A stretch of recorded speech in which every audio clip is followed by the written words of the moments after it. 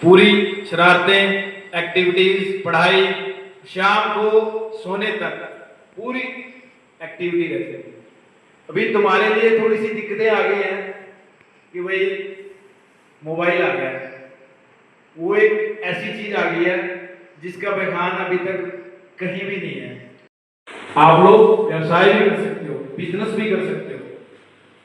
अगर आप नौकरी करोगे तो आप अपना जीवन संभाल लोगे, अपने फ्यूचर बच्चों का जीवन संभाल लोगे। लेकिन अगर आप व्यवसाय खड़ा करोगे, एक पूरी पीढ़ी आपकी व्यवसाय खड़ा करने में खपत हो जाएगी, लेकिन आपकी आने वाली जो जनरेशन है ना, उस व्यवसाय को आगे बढ़ाते रहेंगे, आगे बढ़ाते रहेंगे, आगे बढ़ाते रहेंगे। इसका एक सिंपल, जैसे वो कहां कहां काम कर रहे होते हैं, आपने भी देखा होगा, हम भी देखते हैं।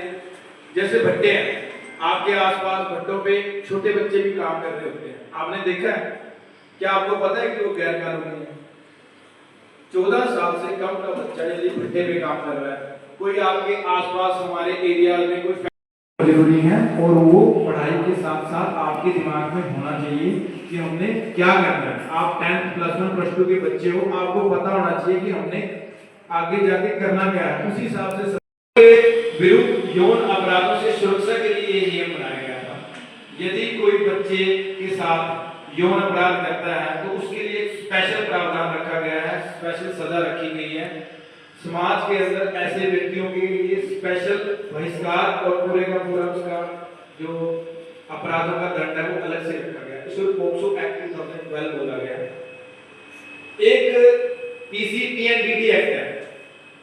पीएनडीटी एक्ट मैं आपको सिंपल भाषा में समझा रहा हूँ, जिस भाषा में आप समझ या ग्रेजुएशन कर रहे हैं, या ग्रेजुएशन होने के बाद उनकी शादी के लेवल पे पहुंच गए हैं। आप अपने आस पड़ोस में देखना, यदि एक गांव में 100 बच्चे हैं ना, तो 70 या 80 लड़के मिलेंगे, 20 लड़कियां मिलेंगी।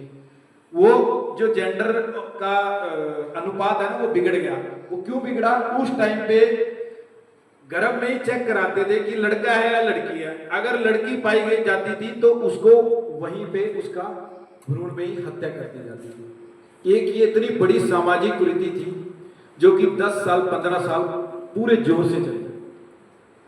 तो सरकार ने 1994 में 1994 में पीसीपीएनडीटी एक्ट बनाया और इसको इलीगल करार कर दिया गया। एजुकेशन में भी आपके पेरेंट्स अच्छे हैं और आप सही हाथों में हो, तो आपको सही गाइडेंस मिलनी जरूरी है। हम ये आपको इसलिए समझा रहे हैं ताकि आप अपने आसपास और अपने इलाके में जो इस तरह की चीजें हो रही है उनको चेंज कर सकें। तो जैसे आप देखते होंगे चौकों पे बैगिंग का काम करते हैं, जो भीख मांगते हैं ना, बच्चे भी भीख मांगते हैं, ट्रेन में, बसों में देखा होगा आप लोगों ने। उस चीज को